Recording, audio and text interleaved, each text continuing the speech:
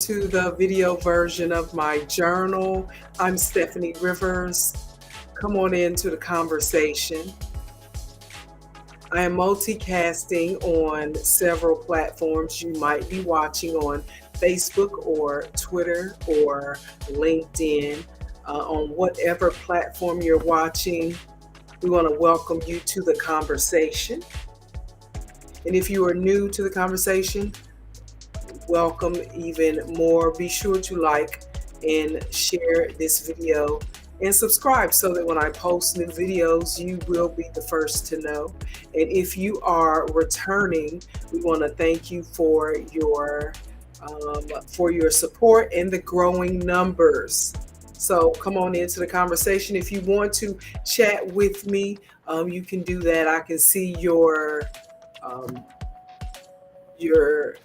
texting, or if you want to join the conversation, let me know, and then I can give you the link to sign in. So throughout history, there have been efforts made to address inequities that persist in hiring practices, inequities that persist in college admissions to Ivy League universities, and that persist in government contracts awarded to business owners underrepresented in their communities. And without fail, there are other people with the goal to undo those efforts. Society tries to make moves, one to make forward steps, and then there are people who are determined to undo that progress and send us, while we're trying to go forward one step, they're trying to send us back 2 steps. In Texas, where I live, studies show that Hispanics or Latino Americans make up 40% of the population, and Blacks or African Americans make up 11.5% of the population. Together, that's nearly 52%, more than half of the population that is the non-white majority. But when it comes to state and local government contracts, however, studies show that substantial disparity in government contract awards is what's really going on. That is, businesses owned by Black and brown people receive far fewer government contract dollars than would be expected, despite the firm's efforts to bid for those contracts. Now, how bad is it? Well, Black and brown people who own businesses only get 57% of the contract dollars that they should get. Who's getting the other 43% of the contract dollars that should go to people who look like me? White people.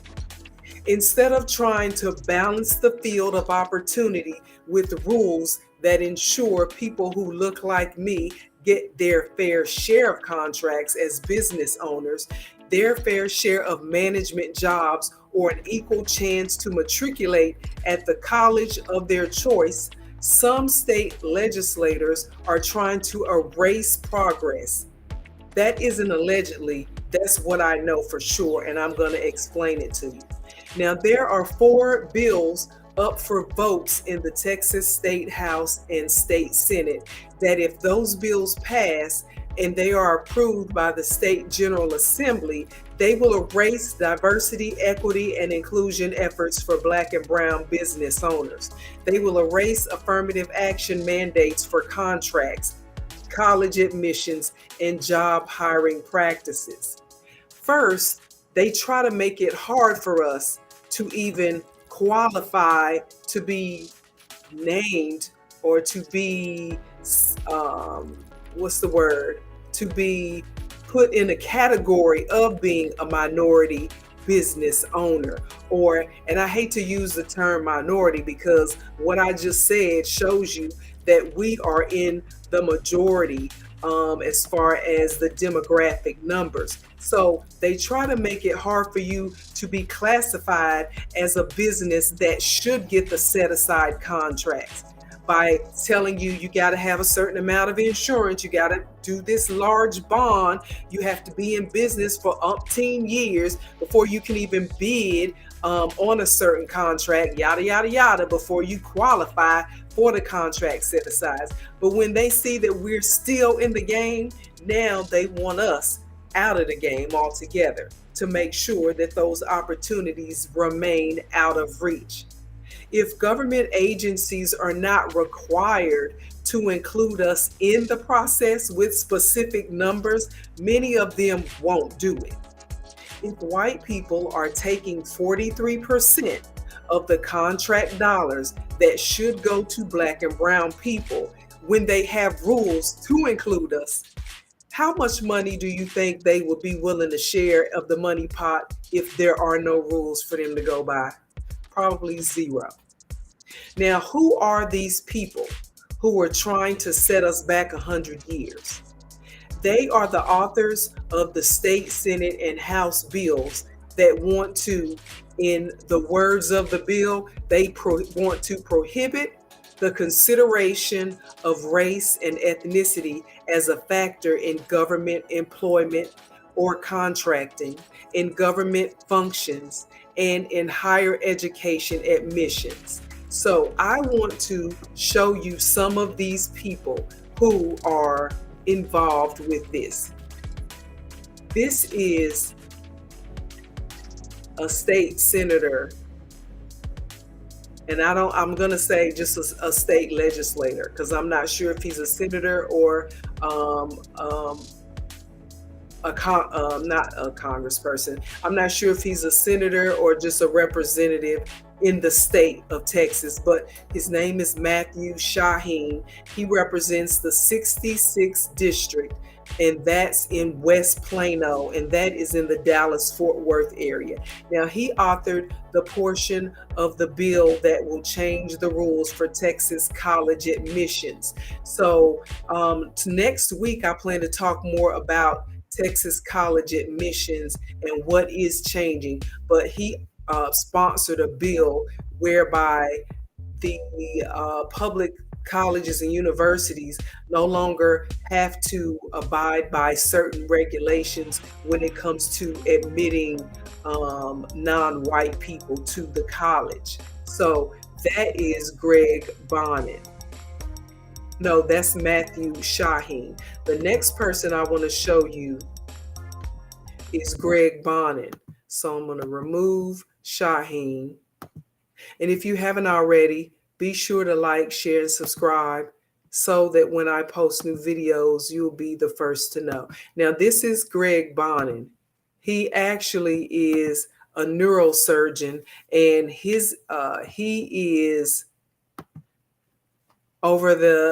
represents the 24th district. That's near Galveston. That's outside of Houston. He co-sponsored the bill with Shaheen. Now, these two guys, when I looked up information about them, they, are standing around kissing babies and shaking hands with people. And you would think that they are on your side. They want what you want. But when you start looking at their records and things that they are introducing in the state house, they are not the friend of anybody who is not a white person, basically. And I'm saying that because of what I read, not just because of something somebody told me. So this is Greg Bonin, 24th district near Galveston. So if you know anybody who lives in Galveston or lives in that area or lives in Shaheen's district in West Plano, Dallas-Fort Worth area, these are the people who will smile in your face and then disregard that more than half of the people who live in Texas who look like me and look like some of you and should be getting a better representation on contracts if they're in business, in college admissions to these public universities where our tax dollars pay, and should be getting management positions because they are qualified for those. They don't want you to have to abide by any of those rules that have been put in place. They're trying to introduce legislation that would erase those rules. So when it comes to using our tax dollars, and using our labor and using our brain power, these same people will work you to the bone and want to pay you minimum wage. But when you strive to be more than the background to their foreground, they got a problem with that. And I have a problem with them. So if you live in Austin, or you know anybody who lives in Austin, and you want to know how you can join efforts to stop Texas lawmakers from rolling back the hands of time, then DM me on Twitter at TCB Steff. TCB Steff, that's my Twitter handle. Or you can email me at info@stephanierivers.com. And so it's going on in Texas right now, but tomorrow these types of lawmakers with these backdoor policies that will undo and diminish all the progress that has been made and will probably keep progress from happening in the future. It probably is going to be somebody in your state the next time. So a few people are getting together in Austin to confront these lawmakers. And let me pull up